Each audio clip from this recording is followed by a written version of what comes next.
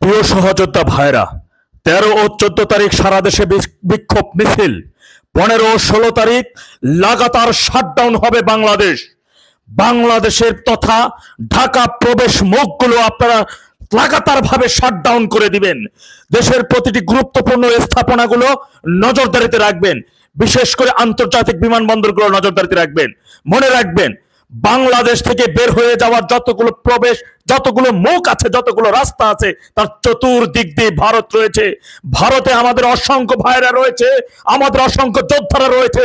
ওরা কখনো ওই বর্ডার ক্রস করবে না।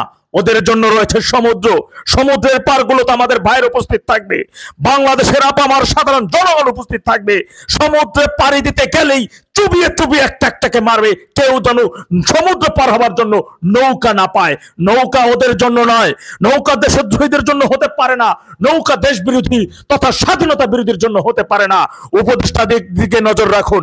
এই এনজিও উপদেষ্টারা, তারা কিন্তু আপনারা জানেন, মন্ত্রণালয়ের চেয়ারে বসার আগে একজন উপদেষ্টা আজ পর্যন্ত তাদের ব্যক্তিগত সম্পত্তির কোনো হিসাব দেয় নাই।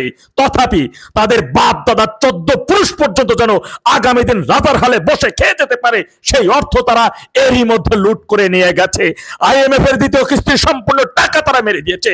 আজকে বাংলাদেশটাকে যখন দেখা যাচ্ছে ডিসেম্বরের মধ্যে দেশের 5 কোটি মানুষ খাদ্য সীমার নিচে চলে যাবে, দেশের প্রায় 1 কোটি শিশু স্বাস্থ্যহীনতায় ভুগবে। আজকে আপনারা দেখেছেন বাংলাদেশে প্রায় 353টি কলকারখানা বন্ধ হয়ে গেছে।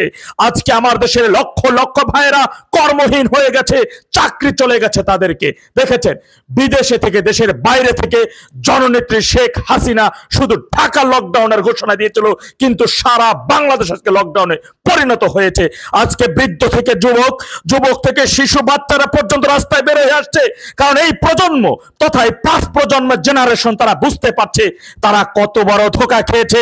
দেশের জনগণ বুঝতে পারছে তাদেরকে কিভাবে প্রতারিত করা হয়েছে, কিভাবে প্রতারিত করেছে ডেভিল ইনুস, কিভাবে প্রতারিত করেছে 151 জন সমন্বয়ক, এই সকল দেশ বিরোধী দেশদ্রোহীদের। তথা আমার সহযোদ্ধা ভাইয়ের আগেই বলেছিলাম, সেনাবাহিনী কিন্তু আপনাদের মিছিলে কোনো বাধা প্রদান করবে না, দেশপ্রেমিক পুলিশ সদস্য আপনাদের মিছিলে বাধা প্রদান করবে না। তথা দেশ বিরোধী যে সকল পুলিশ সদস্যগুলো রয়েছে, রাজাকারের বাচ্চা যেগুলো রয়েছে, তারাই হয়তো বা আপনাদের সাথে বেশি ঝুমরি চমড়ি আচরণ করবে।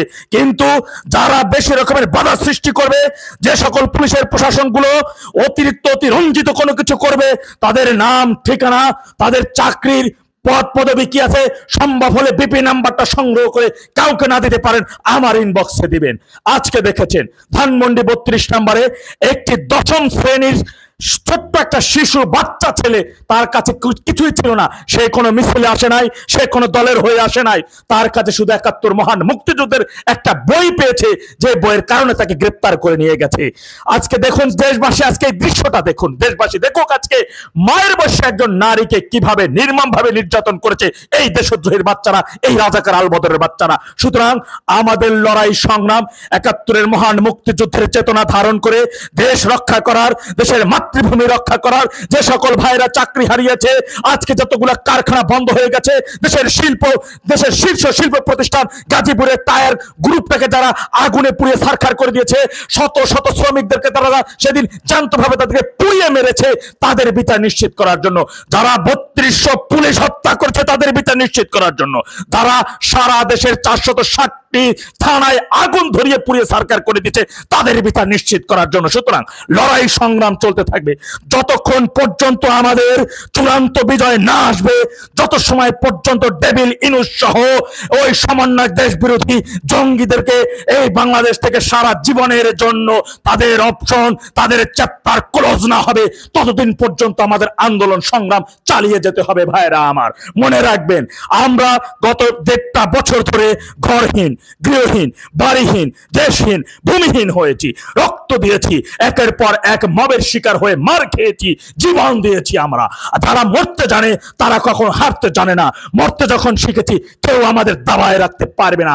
আমাদের নেতা বঙ্গবন্ধু শেখ মুজিবুর রহমান আমাদেরকে লড়াই করে বাঁচতে শিখিয়েছেন। লড়াই সংগ্রামের মাধ্যমে কিভাবে দেশের স্বাধীনতা সার্বভৌমত্ব অক্ষুণ্ণ রাখতে হয়, কিভাবে দেশের মানচিত্র থেকে দেশ বিরোধীদের উৎখাত করে দিয়ে আমাদের মাটিকে আমরা পূর্ণভূমিতে, পবিত্র পূর্ণভূমিতে পরিণত না করা পর্যন্ত আমাদের এই সংগ্রাম অব্যাহতভাবে চলতে থাকবে।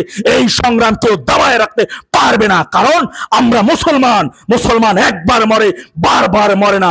যে আন্দোলন সংগ্রাম আমরা শুরু করেছি, সেই আন্দোলন সংগ্রামের মাধ্যমে এই মাতৃ থেকে, এই মানচিত্র থেকে দেশ বিরোধী জঙ্গিদেরকে চিরতরে একেবারে উৎখাত না করা পর্যন্ত এই সংগ্রাম চলতে থাকবে ইনশাআল্লাহ। জয় বাংলা, জয় বঙ্গবন্ধু।